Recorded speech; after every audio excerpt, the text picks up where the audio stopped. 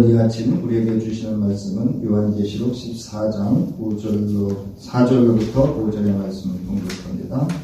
이 사람들은 여자와 더불어 더럽히지 아니하고 순결한 자라 어린 양이 어디로 인도하든지 따라가는 자며 사람 가운데에서 속량함을 받아 처음 익은 열매로 하나님과 어린 양에게 속한 자들이니 그 입에 거짓말이 없고 흠이 없는 자들이더라. 이제 요한복음 13장에서는 짐승 두 마리, 첫 번째 짐승과 두 번째 짐승의 정체성과 함께 그 역할이 무엇인지를 분명하게 이제 환상을 통해서 선지자 요한이 증거를 합니다. 그리고 이제 14장에서는 성도들이 누구인지를 이야기합니다. 성도들의 정체성과 성도들이 어떻게 살아가야 될 것인가를 다시 한번 분명하게 하늘의 환상을 통해서 보여주고 있고, 또 그것에 대한 해석, 설교죠. 말씀을 풀어서 청중들로 하여금 그 신앙을 더욱 견고케 하고 또 위로하면서 인내함으로 이 시대 속에서, 그 당시의 세대 속에서 믿음으로 또 인내로 또 주의 소망을 이루면서 승리하는 성도의 삶을 살도록 이렇게 권면하고 있는 것을 볼 수가 있습니다. 오늘 이 14장 4절은 이 사람들은 이렇게 시작을 합니다. 두 가지 의미가 있는데요. 이건 연결해주는 의미도 있습니다. 한 가지는 이 사람들이라고 하는 것은 바로 24만 4천 새 노래를 부르는 자들을 의미하기도 하고, 또 나아가서 이제 오늘 이 14장 4절과 5절의 그 정체성, 이들이 누구인지를 말하고 있는 이들을 또한 포함해서 아울러서 함께 표현하고 있는 그런 표현입니다.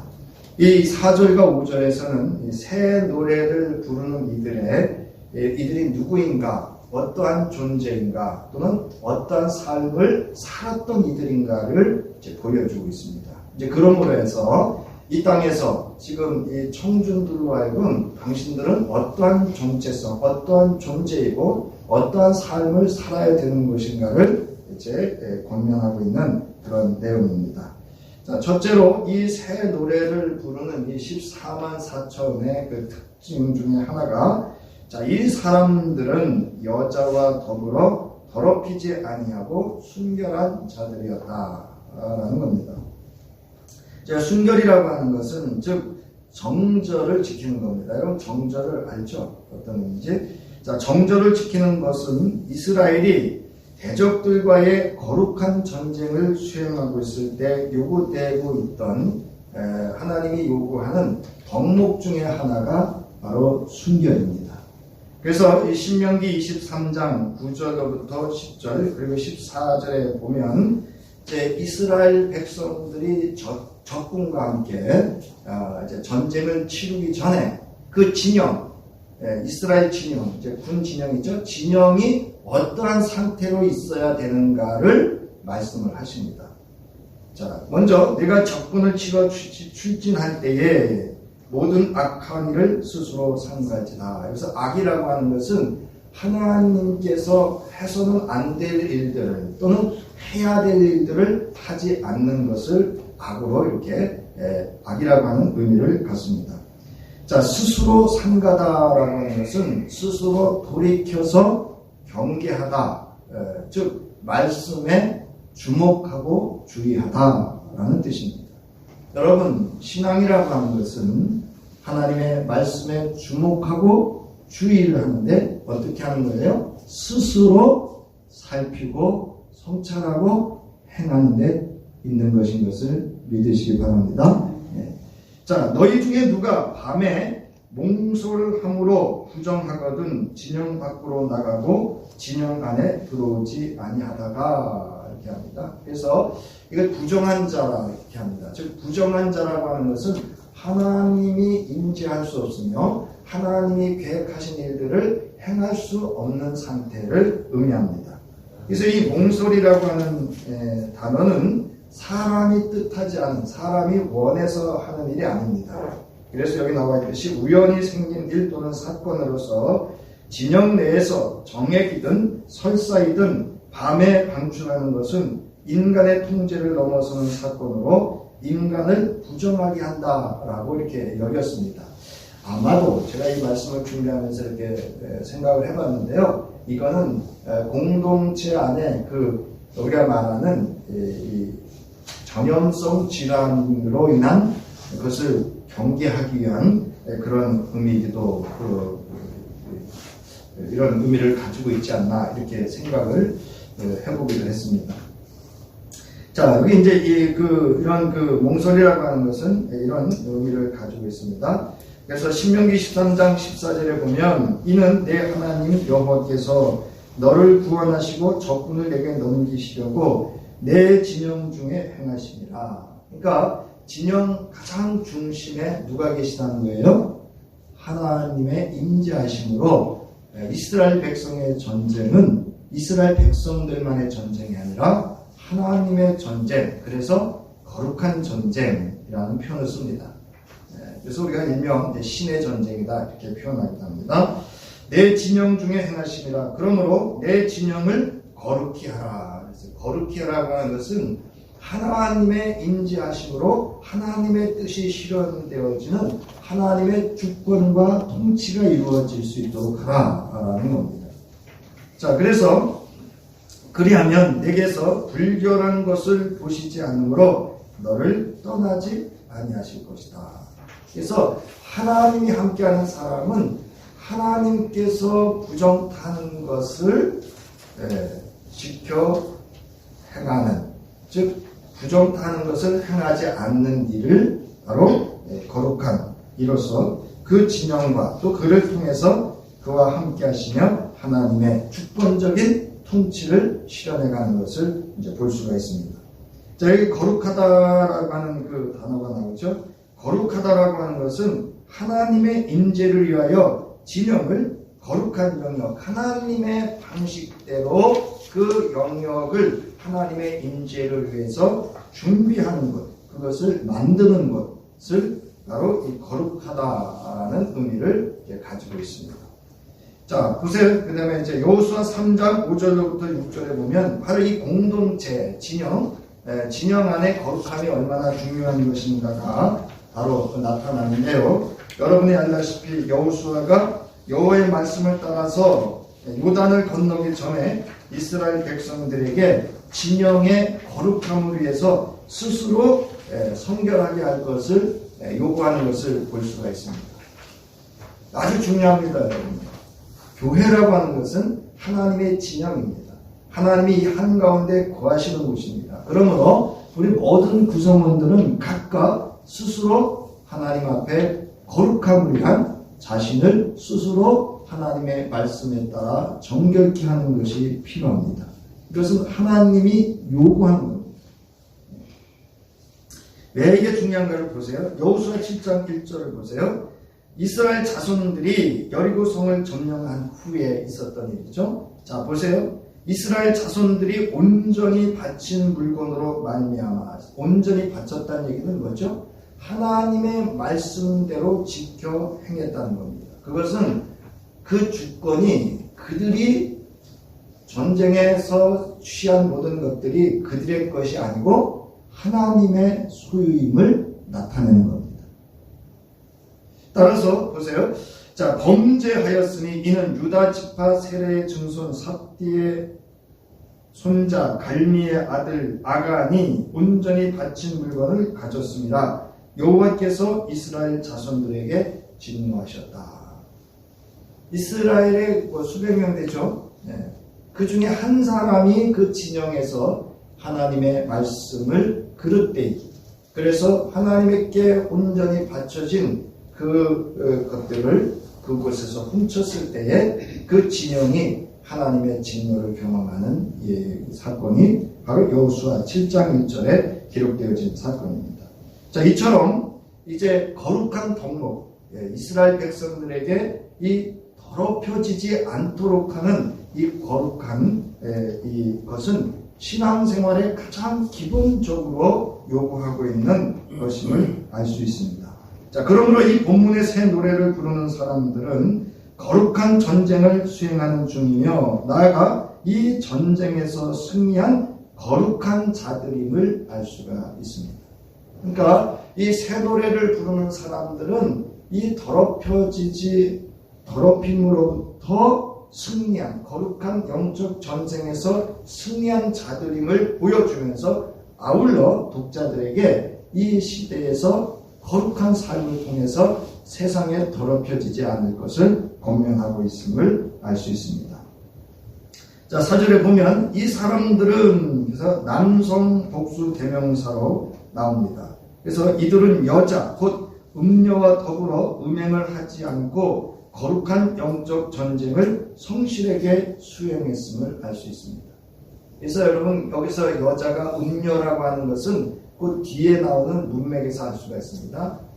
여자와 더럽히지 않고 순결한 자들이라는 것을 통해서 이 여자는 음녀라고 하는 것을 이제 상징적으로 드러내고 있습니다.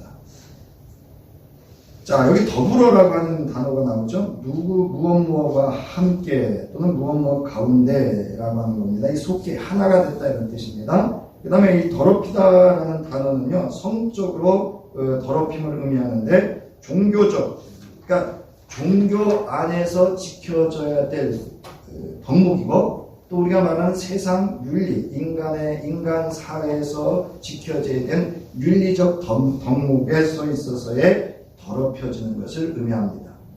자, 이 단어는 요한계시록 3장 4절에서는 자신의 옷을 더럽히는 것으로 오늘 본문에서는 자신의 순결성을 상실하는 것으로 묘사되고 있습니다. 자, 더럽히다라는 이 뜻의 동사는 얼룩이 묻다라는 뜻으로 우상으로 인해 더럽혀진 것을 나타냅니다. 그러니까 여기 더럽혀지지 않았다라는 것은 우상을 섬기지 않았다 이런 뜻입니다. 우상을 섬겼다, 우상을 따르지 않았다라는 이런 의미입니다. 자, 고린도전서 8장 7절에 나와 있는데요. 그러나 이 지식은 모든 사람에게 있는 것은 아니므로 어떤 이들은 지금까지, 그러니까 여기 지식은 예수에 관한 또 예수를 믿는 성도들이 어떻게 살 것인가에 관한 지식입니다. 우상에 대한 습관이 있어 우상의 제물로 알고 먹는 거로 그들의 양심이 의식이 약하여지고 더러워졌다. 네. 거룩함을 상실했다 이런 뜻입니다. 여기 우리가 주목해야 될 것은요, 우상에 대한 습관이 있어 라는 겁니다. 저와 여러분들 이 습관이 있습니다. 있죠? 있어요. 이거 우리 부정할 수 없고 부인할 수 없습니다. 그래서 우리는 늘 이거를 자각해야 됩니다. 우리의 옛 어려서부터 또는 문화적으로 이 땅의 풍토로부터 경험되어진 이런 우상에 대한 습관에 대해서 우리가 자각하지 않으면, 말씀으로 우리가 선별하지 않으면 언제든지 우리 또한 우상의 재물을 먹을 수 있다라는 겁니다. 자, 그리고 그들의 의식이 약해졌다는 거예요. 적당히 타협했다는 뜻입니다. 이것이 바로 더러워지는 하나님으로부터 부정스러워지는 하나님이 머물 수 없는 그런 공간과 존재가 되어졌다라는 뜻입니다. 자, 그러므로 이들은 당시 제국의 음란한 유혹에 빠져 우상과 더불어 음행을 행하지 않았고 거룩한 영적 전쟁을 성실하게 수행하고 있음을 보여주고 있습니다. 자, 이러한 치열한 영적 전쟁은 소아시아의 7교회에서 생생하게 보여주고 있습니다. 여러분, 왜 7교회가 중요한가 하면요, 사실은 이 요한계시록 전체의 모든 상황을 요한계시록 2장과 3장에 나타나는 7교회의 현장에서 그대로 보여주고 있기 때문입니다. 그래서 우리가 교회론 해가지고 그냥 요한계시록 2장, 3장을 마치 교회론에 불과한 것으로 이렇게 마치는데요. 그게 아니라 요한계시록 모든 전반적인 그 상황을 다 담고 있는 것이 아주 생생하게 보여주고 또 그 증거로서 분명하게 보여주고 있는 것이 7교회의 상황입니다. 특히 버가모 교회, 두아디아라 교회에서 우상의 제물을 먹고 거짓 교훈을 따랐던 이를 언급하며 이를 음행이었음을 지적합니다. 이제 요한계시록 19장과 21장에 가면 이 음행이라고 하는 단어가 왜 음행이라고 하는 단어를 사용하는지를 또다시 이제 반복해서 이렇게 분명하게 드러내 보여주고 있습니다. 요한계시록 2장 14절에 보면요. 그러나 내게 두어 가지 책망할 것이 있나니 거기 내게 발람의 교훈을 지키는 자들이 있도다.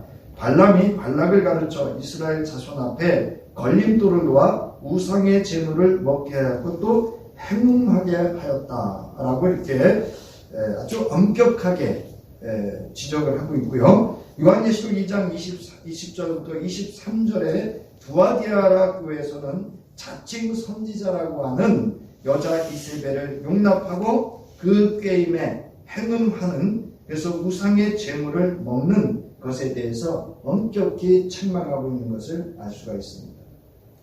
자, 그런데 이 20장, 요한계시록 2장 20장에서 2장 20절에서 23절을 보면 회개할 기회를 줬다는 거예요. 회개할 기회를 줬는데 이거를 놓쳤다는 겁니다. 여러분, 하나님의 기회를 놓치지 않기를 바랍니다. 누가 예수 믿으면 다 간대요. 여러분, 성서가 아니에요, 여러분. 예수 믿고요, 그 믿음의 생활을 해야 구원에 이릅니다. 그래서 하나님은 그때그때 기회를 주셔요. 돌이켜 회개할 기회를 주십니다. 그 기회를 자각하지 못하고 놓치면 그 나라에 갈 수 없을 수도 있습니다. 자, 여기 행음하다라는 단어는요, 여러분, 포르뉴라는 단어를 쓰는데요. 우리가 말하는 이 포르노 그러잖아요. 이 어원입니다. 여기 같은 헬라의 어원의 기원이 있는데요. 바로 매음하다, 창녀가 되다, 매춘행위를 하다, 가늠하다라는 뜻으로서 이것을 비유적으로 사용할 때는 성경에서 우상숭배에 빠지다, 우상숭배하다라는 의미로 사용했다는 겁니다.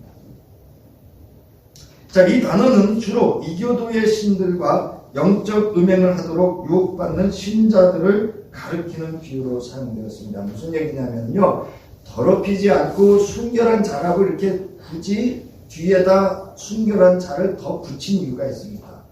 더럽힌다라고 하는 것은 우리가 영적으로 음행하는 것이고요, 이 우상을 숭배하면서 행음을 했어요.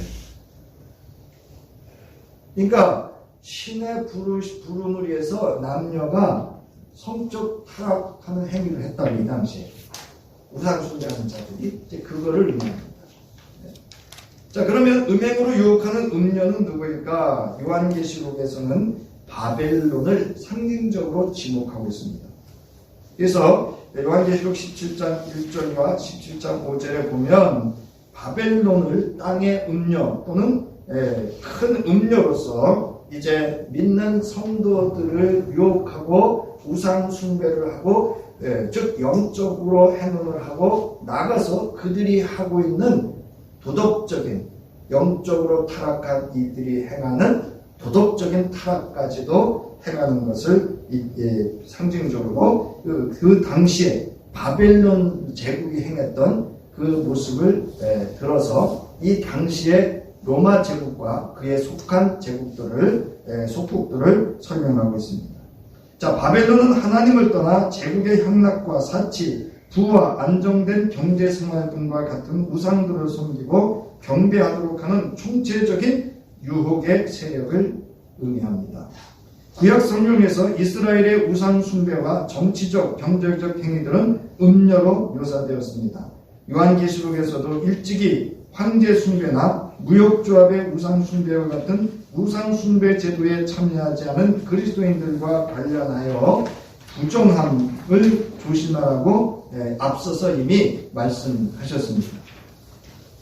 자, 음녀는 바벨론으로서 이 바벨론은 나라와 왕들을 유혹하여 음행에 빠뜨렸고 세상의 향락과 부를 추구하게 하는 동시에 성도들을 박해하고 죽여 이들의 피에 취하게 했다라고 요한계시록에서 증언하고 있습니다. 그러니까 이 당시에 그 예수 믿는 이들로 하여금 이제 요한계시록 12장과 13장에 나와 있듯이 용과 그 첫 번째 짐승을 경배하게 하면서 그들의 타락된 그 모든 행위들을 따라할 것을 요구하고 있는 것을 이제 이 요한계시록에서는 아주 생생하게 증언을 하고 있습니다. 요한계시록 14장 8절, 우리 본문에 14장 같은 본문에 있는데요. 또 다른 천사 곧 둘째가 그를 따라 말하되 무너졌도다 무너졌도다 큰 성 바벨론이여 모든 나라에게 그의 음행으로 말미암아 진노의 포도주를 먹이던 자로다. 그러니까 오늘날로 말하면 이 세상이 성도들로 하여금 음행을 행하여 하나님의 진노의 잔을 마시게 하고 있다라는 겁니다. 자, 요한계시록 18장 3절과 18장 9절에도 보면 그 음행의 진노의 포도주로 말미암아 만국이 무너졌으며 또 땅의 왕들이 그와 더불어 음행하였으며 땅의 상인들도 그 사치의 세력으로 치부하였도다. 무역조합에 대한 우상을 따르는 그 무역조합을 지적하고 있는 겁니다. 그 사치, 세상의 그 가치를 쫓아 사는 그 우상의 가치를 쫓아 사는 것들을 의미합니다. 땅의 왕들이 그가 불타는 연기를 보고 위하여 울고 가슴을 치며, 그래서 결국은 하나님의 심판이 임하고 있음을, 하나님의 진노가 임하고 있음을 보여주고 있습니다. 자, 따라서 새 노래를 부르는 14만 4천이 음료와 더불어 더럽히지 않았다는 것은 이방 우상의 제물을 거부하고 이들의 교묘한 거짓 가르침을 따르지 않았을 뿐만 아니라 음료가 장악한 제국 내에 경제적, 사회적 요구를 수용하지 않았다는 의미입니다. 그러니까 얼마나 여러분 이 당시의 성도들이 철저하게 예수 그리스도를 따르는가를 보여주고 있고, 그것으로부터 승리한 자들이 불렀던 이 새 노래를 부르는 자들이 이러한 존재였음을 증거로 보여주고 있는 그런 환상입니다. 자, 오늘 본문 4절에서는 그러므로 그리스도를 부인하고 또 다른 것에 충성하는 영적 음행을 의미합니다. 즉 사람들이 우선적으로 음행의 죄를 짓기보다는 우상 숭배를 했기 때문이라는 겁니다. 그래서 우상 숭배를 행함으로 인해서 거룩한 삶을 상실하는 겁니다. 자, 두 번째로, 그럼 여러분 이 더럽히다, 부정하다라고 하는 것은 예배자로 하나님 앞에 설 수 없는 자입니다. 자, 두 번째로 이 사람들은 순결한 자들입니다. 이 사람들은 여자로 더불어 더럽히지 아니한 자들이었고, 왜냐하면 그들은 순결이 있는 자들이기 때문입니다. 정말 온전히 순결한 자는요, 우상으로부터, 세상의 부귀영화 사치로부터, 우상의 결과로부터 영향을 받지 않고 그 믿음을 순결하게 지키는 존재입니다. 자, 여기 순결이라고 하는 단어 나오죠? 여기 나오는데 처녀입니다. 또는 이 상징적인 의미로는요, 우상 숭배에 참석해 모든 부정과 매춘 행위를 하지 않는 사람을 이제 순결한 상태를 의미합니다. 자, 오늘 본문에서 이 단어는 성적으로 난잡하고 우상 숭배하는 자들과 구별하여 어린 양에게 전적으로 자신을 헌신할 수 있는 사람들에 대한 은유적인, 즉 상징적인 의미를 지니고 있습니다. 여러분, 이 고린도 지역에 이제 제가 성지 순례 갔는데요, 거기 이렇게 신전을 바라보고 이제 가보지는 못했는데요, 그 신전에 약 2,000에서 3,000명의 처녀들이 있었답니다. 그러니까 신전에서 우상에게 제물을 바치고 제사하는 날은요, 혼응을 하는 거죠.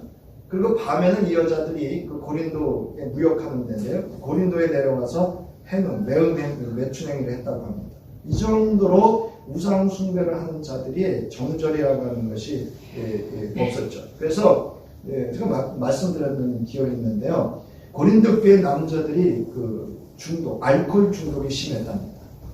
생각해보세요. 처녀들이 신전에 올라가서 순결을 다 잃은 그 여자들과 결혼해야 되는 그 남자들의 그 상태를, 그 시대적인 상황이 고린도교에 가면 또 그 안내자를 통해서 그 시대의 영적 상황과 사회적인 그 영적 상태가 그 사회에 어떤 영향을 미쳤는지를 또 설명을 들을 수가 있습니다. 자, 순결한 자는 처녀를 가리키는데 결혼 연령의 젊은 여자를 의미하는 단어입니다. 어린 양과 함께 있는 사람은 우상으로 물들지 않고 정결한 처녀와 같이 그리스도께 드려지는 사람이다 라는 것이 성경의 이제 상징적인 의미로 묘사되어져 있습니다. 구약에서 이스라엘은 정결한 처녀로 자주 비유됩니다. 신약에서도 고린도후서 11장 2절을 보면 믿는 성도들은 정결한 처녀로 묘사하고 있습니다. 이는 제국의 음란한 우상 숭배의 넘어가지 않고 예수를 믿는 믿음과 인내로 그 말씀을 힘써 지켰던 이들을 성서는 순결한 자들이다 라고 말하고 있습니다. 또한 이외에도 전후 문맥을 고려할 때에 14장 4절에서 새 이스라엘을 넌지시 암시하는 처녀는 비유적으로 표현된 바벨론과 음행하도록 유혹받는 상황에서 잘 어울리는 무슨 얘기냐면요. 여러분 이제 우리는 새 이스라엘 백성입니다. 예수 그리스도 안에서 우리는 새 이스라엘이에요. 믿습니까? 이 요한복음의 1장에 증거가 되어 있어요. 네. 그러니까 여러분 이 새라는 뜻은요. 네. 잘 들으세요. 이 새라는 단어가 있거든요. 새 하늘, 새 땅, 새 예루살렘 성 또는 새 이스라엘, 새 힘 이렇게 새자가 나오잖아요. 근데 구약 성서는 전적인 하나님의 주권 속에서 이루어지는 건데 신약 성서에 있어서 이 새라는 단어는요. 예수 그리스도를 통해서 이루어지는 하나님의 주권적인 통치를 의미할 때 새자를 씁니다. 그러니까 저와 여러분은 예수 그리스도 안에서 하나님의 주권적인 통치와 다스림을 받는 존재로 표현될 때 새 이스라엘이라는 표현을 씁니다. 그러니까 우리가 말하는 하나님의 자녀, 성도, 참신자, 이 새 이스라엘 이거는 예수 그리스도 안에서 하나님의 통치를 받는 모든 이들을 이렇게 은유적으로 상징적으로 이렇게 표현을 하고 있는 그런 표현입니다. 그러니까 여러분 여기서 이제 이 전후 이거는 좀 문맥을 많이 이렇게 해야 되는데 그냥 여러분 참조만 하시면 됩니다. 자, 14만 4천이 여자로 더불어 자신을 더럽히지 않았다는 것은 그들이 순결이 있는 자들이라고 한 것은 어떤 수도원의 이론이나 실제적으로 결혼하지 않은 자들이라는 의미보다는 하나님의 백성으로 세상과 타협하지 않은 모든 거룩하고 존귀한 자들도 참 성도들을 보여주려는 비유적 표현으로 이해해야 합니다. 그러므로 그들은 정혼한 청녀로서 절개를 지켰기 때문에 여기서 정혼이라는 단어를 씁니다. 정혼이라고 하는 건 뭐냐면 아직 신랑과 첫날밤을 보내지 않은 그 이제 정한 거예요. 이 신랑과 이 청년과 이 처녀가 결혼하기로 정한 기간을 의미합니다. 그래서 요한계시록 19장 6절부터 9절에 보면 나와 있는데요. 거기 특히 우리가 쭉 함께 보겠습니다. 함께 읽겠습니다. 아주 중요한 말씀인데요. 다 중요하지만 자, 함께 읽겠습니다. 시작. 또 내가 들으니 허다한 무리의 음성과도 같고 많은 물소리와도 같고 큰 우레소리와도 같은 소리로 이르되 할렐루야 주 우리 하나님 곧 전능하신 이가 통치하시도다. 우리가 즐거워하고 크게 기뻐하며 그에게 영광을 돌리세. 어린 양의 혼인기약이 이르렀고 그의 아내가 자신을 준비하였으므로 그에게 빛나고 깨끗한 세마포 옷을 입도록 허락하셨으니 이 세마포 옷은 성도들의 옳은 행실이로다 하더라. 천사가 내게 말하기를 기록하라. 어린 양의 혼인 잔치에 청함을 받은 자들은 복이 있도다 하고 또 내게 말하되 이것은 하나님의 참된 진 말씀이라 하기로. 여러분 저와 여러분은 예수 그리스도와 정혼한 사이입니다. 아멘 하셔야 돼요. 네? 예수 그리스도와 정혼한 사이니까 우리는 뭐를 지켜야 돼요?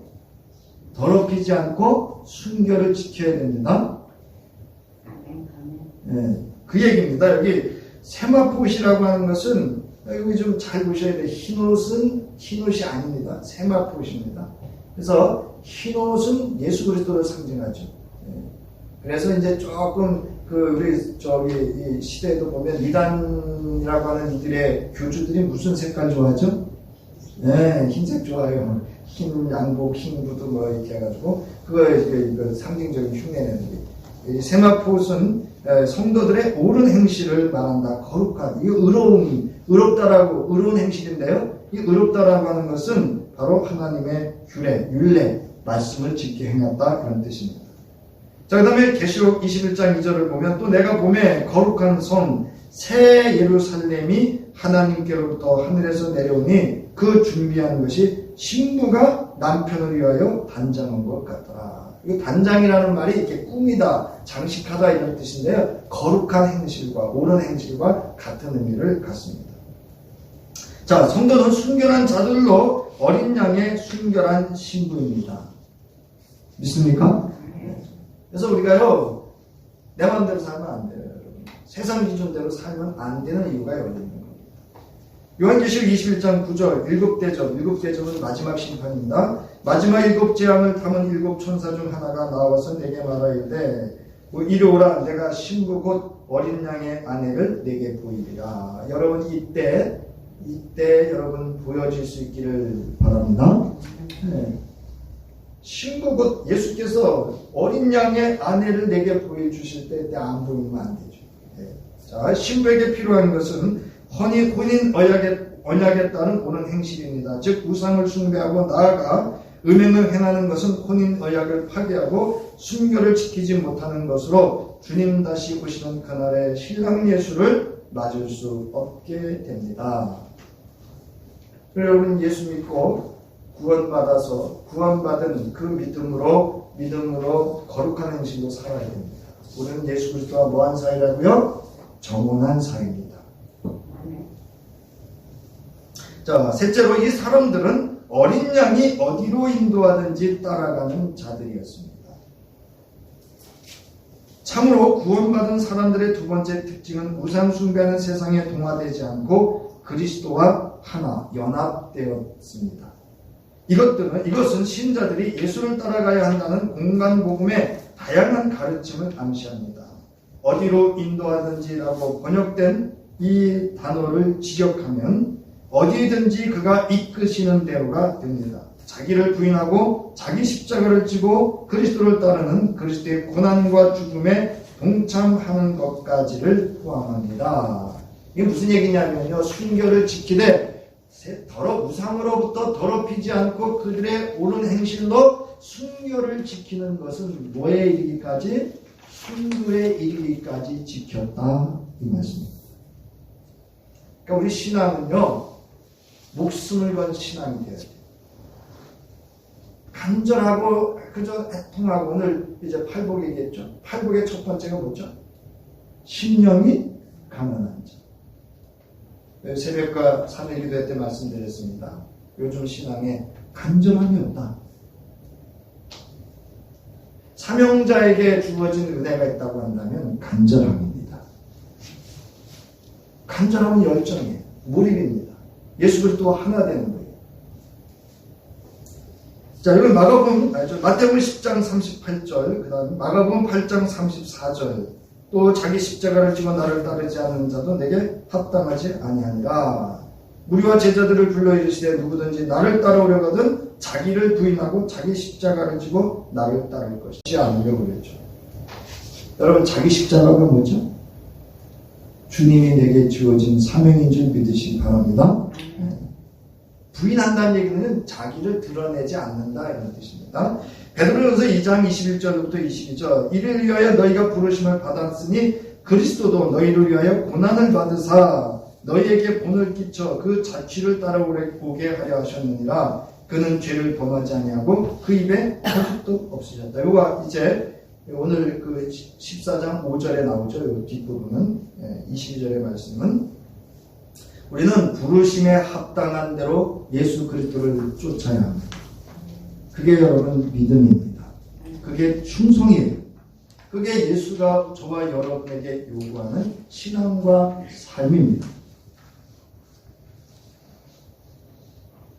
자, 그래서 따라가는 자명이라고 번역된 이 구문은 따라가다, 제자가 되다라는 그 의미를 가진 겁니다. 이 단어는 복음서에서 예수께서 제자들과 무리에게 자신을 따르라고 하실 때 사용하신 단어와 같습니다. 즉 성도들이 과거 땅에 살 때 예수를 따르는 그들의 특징을 가르칩니다. 그들은 예수의 교훈을 따르고 그의 구속사에게 동참했을 뿐만 아니라 고난과 박해 중에도 그의 충성됨을 본받았던 이들을 말합니다. 자, 음료로부터 더럽히지 않고 순결을 지킨 자들이라는 표현과 함께 이 표현 어디로 인도하든지라는 것은 저들이 세상 것에 모든 것들을 버리고 오직 예수를 따르는 충성된 신실한 자들임을 증명하고 있는 표현, 또 묘사입니다. 그러니까 우리가 이 본받아야 될 그런 말씀입니다. 자, 빌립보서 3장 10절부터 12절에 보면 바울이 이런 얘기를 하죠. 오직 내가 그리스도 예수께 잡힌 바 된 그것을 잡으려고 달려가노라. 여러분, 뛰는 사람이 한눈 팔까요? 한눈 안 팔까요? 한눈 팔 수가 없어요. 여러분, 예수께 잡힌 바에 합당하게 이게 이제 우리가 과정과 지향이라고 하는데요. 그 지향을 향해서 여러분 달려갈 수 있기를 바랍니다. 자꾸 우리가 끼웃거리니까 불평하고 원망하고 시비하고 다투고 분쟁하고 자기 드러내려고 하고 자꾸 그런 일들이 생기는 거예요. 우리 그 목표, 지향점을 향해서 가면 넘어질 수 없습니다. 자, 복음서와 바울 서신회처럼 그리스도를 따른다는 사상은 순교에 제한되지 않고 그에게 헌신하기 위한 일반적인 고난의 광범위한 범위를 포함합니다. 무슨 이야기인가 하면 이들이 그 시대로부터 우상숭배라고 하는 것을 강요당하고 그 시대를 따라올 것을 요구하는 그 핍박과 박해와 환난 속에서도 뭐를 지켰다는 거예요? 예수 그리스도를 따라가며 그들의 신앙과 삶을 더럽히지 않고 신앙의 정절을 지켰다. 그런 말씀입니다. 이게 저와 여러분에게 오늘 이 시대에 요구되는 하나님의 말씀인 줄 믿으시기 바랍니다. 자, 그래서 이 말씀 이제 하면서 교훈을 좀 살펴보도록 할 텐데요. 여기 8페이지 보면 교훈 첫 번째, 오직 하나님만을 섬겨라. 여러분, 사람 따르는 신앙 되어서는 안 됩니다. 목회자들이나 지도자들이 경계해야 될 건요, 자기 따르는 사람 만들어 두는 거거든요. 아주 위험합니다. 자기 편 만들어 두는 거. 여러분, 지도자들, 여기 담임 목사서부터 모든 회장, 속장, 다 마찬가지. 여러분, 우리는 오직 하나님만을 섬기는 존재로 있어야 합니다. 그리고 저도 마찬가지예요. 저도 하나님만을 섬기고 여러분들을 하나님만을 섬길 수 있도록 제가 이렇게 가이드 해드리는 거예요. 안내해드리는 겁니다. 뭐로? 말씀과 본으로. 자, 출애굽기 20장 3절로부터 5절. 너는 나 외에는 다른 신들을 내게 두지 말라. 너를 위하여 새긴 우상을 만들지 말고. 자, 보세요. 우상을 누구를 위해서 만들죠? 네? 우상은 누구를 위해서 만들어요? 자기를 위해서 만드는 거예요. 자, 또 위로 하늘에 있는 것이나 아래 땅에 있는 것이나 땅 아래 물속에 있는 것에 어떤 형상도 만들지 말며 그것들에게 절하지 말며 그것들을 섬긴다는 얘기는 따라간다는 뜻이에요.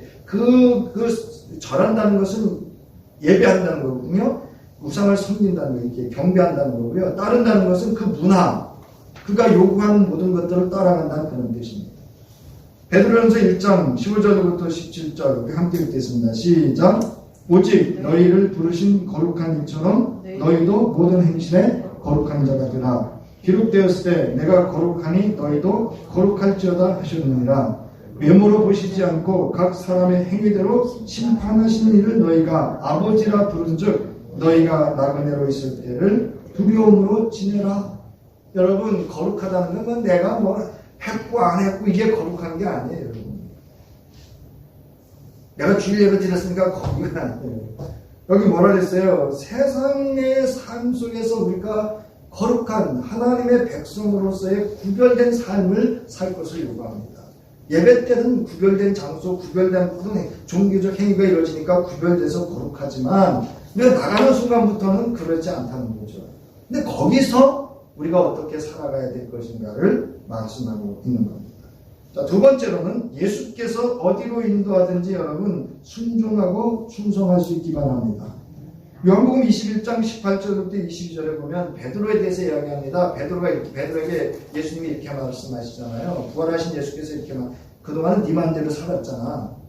네 맘대로 살았어 이제. 그런데 이제부터는 아니, 네 맘대로 못 살아. 내가 인도하는 대로 살아야 돼. 그 말씀이 바로 요한복음 21장의 말씀입니다. 사랑하는 성도 여러분, 지금까지 내 마음대로 살았을 수 있습니다. 아니, 우리는 수시로 무시로 내 마음대로 삽니다. 그러나 언제든지 우리는 돌이켜 회개하며 하나님이 내게 원하는 삶을 사는 그런 충성된 삶을 살 수 있기를 바랍니다. 자, 사도행전 18장 5절부터 11절에도 마찬가지입니다. 실라와 디모데가 마게도냐로 내려와서 바울과 함께 복음을 전합니다. 그래서 유대인들이 핍박을 합니다. 그리고 조롱도 합니다. 그래서 이제 바울이 두려운 거예요. 그때 밤의 환상에 나타나서 보세요. 6절에 보면 그들이 대적하여 비방하거늘 이렇게 얘기를 합니다. 그래서 예수님의 말씀처럼 옷을 털었어요. 떠나려고. 그러자 10절에 보세요. 9절에 보세요. 밤에 주께서 환상 가운데 바울에게 말씀하시되 두려워하지 말며 침묵하지 말고 말하라. 내가 너와 함께 있음에 어떤 사람도 너를 대적하여 해롭게 할 자가 없을 것이니 이는 이 성중에 내 백성이 많음이라 하시더라. 1년 6개월을 머물며 그들 가운데서 하나님의 말씀을 가르치느니라.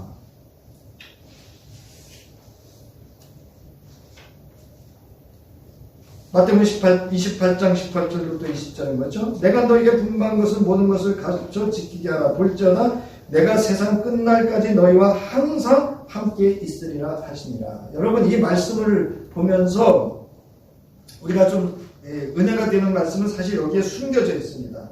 오직 하나님을 섬기며 오직 예수께서 인도하는 대로 따라가는 자에게 그 충성된 자에게 하늘이 주는 은혜가 있는데요. 하나님께서 함께 하시고 보존하여 주시는 은혜가 있음을 여러분 깨달을 수 있기를 바랍니다. 오늘 이 아침 여러분에게 가장 큰 위로와 은혜가 되는 것은 이 말씀이었으면 좋겠습니다.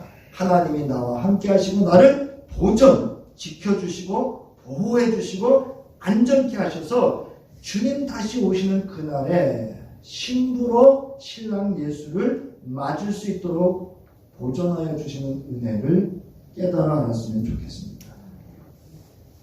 보세요. 여기 오늘 28장 마태복음 28장 20절에도 뭐예요? 세상 끝날까지 너희와 항상 뭐라고요? 예? 항상이라는 말이 내가 너를 지키고 돌보고 보존하고 보존하고 보호하겠다는 겁니다.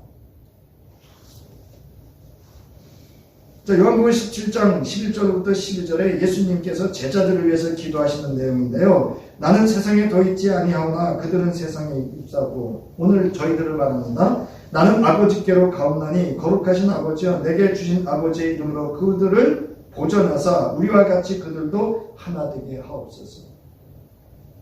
내가 그들과 함께 있을 때 내게 주신 아버지의 이름으로 그들을 보존하고 지켰나이다.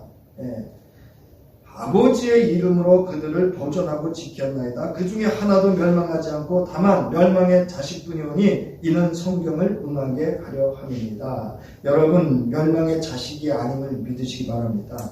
그러면 우리는 누구의 보존을 받아요? 누가 지키셔요? 하나님이 지키시고 보존하셔요. 근데 왜 세상의 근심, 걱정, 염려, 두려움에 우리는 두려워합니까? 누가 우리를 흔들면 거기에 두려움에 빠집니다. 그래서 제가 우리말로 찾아봤어요. 보존하다, 지키었나이다. 그래서 헬라어로는 여기 나오죠. 보존하다, 지키다, 보호하다는 의미가 있고요. 지키었나이다는 것은요. 수호하다라는 의미가 더 강합니다. 수호하다. 그 다음에 거기 나와있죠. 우리말로 보존하다, 온전하게 보호하여 유지하다, 보존하다, 잘 보호하고 간수하여 남기다, 보호하다, 위험이나 곤란 따위가 미치지 않도록 잘 보살펴 돌본다, 잘 지켜 원래대로 보존케 한다. 아멘. 여러분 예수 그리스도 안에만 존재하시면 돼요. 사랑하는 성도 여러분, 예수 그리스도 안에와 그 말씀 안에 거하는 것이 우리가 세상으로부터 더럽혀지지 않고 우리의 신결을 지키고 예수가 어디로 인도하든지 어린 양 예수를 따라가는 신앙인 줄 믿으시기 바랍니다. 그러면 하나님이 여러분 지켜주시고 보존해주시고 함께 하십니다. 이 은혜 누리는 한 주 되기를 주님의 이름으로 축원합니다. 자기의 십자가를 지고 자기를 부인하고 나를 따르라 말씀하신 우리 주 예수 그리스도의 구속의 은혜와 오늘도 우리를 그날까지 항상 함께 하시고 지켜 보존하여 주님 다시 오실 그날에 우리를 신랑 예수를 영접할 수 있도록 늘 긍휼과 자비와 돌이켜 회개하는 자에게 사랑을 베푸시는 하나님의 무한하신 사랑과 내 힘과 내 능력, 내 의지로 내 마음대로 살던 우리의 삶에서 돌이켜 이제 하늘이 주는 새 힘, 성령의 힘과 그 능력과 역사하심 속에서 우리를 도우실 성령의 함께하심이 이제 우리에게 맡겨진 그 사명, 충성되이 감당하며 이제 세상으로부터 더럽혀지지 않는 순결한 자로 오직 예수만을 따르기를 결단하며 돌아가는 저희들과 저들의 가정과 기업과 삶의 모든 터전 속에 영원히 함께 하시기를 간절히 축원하옵나이다. 아멘.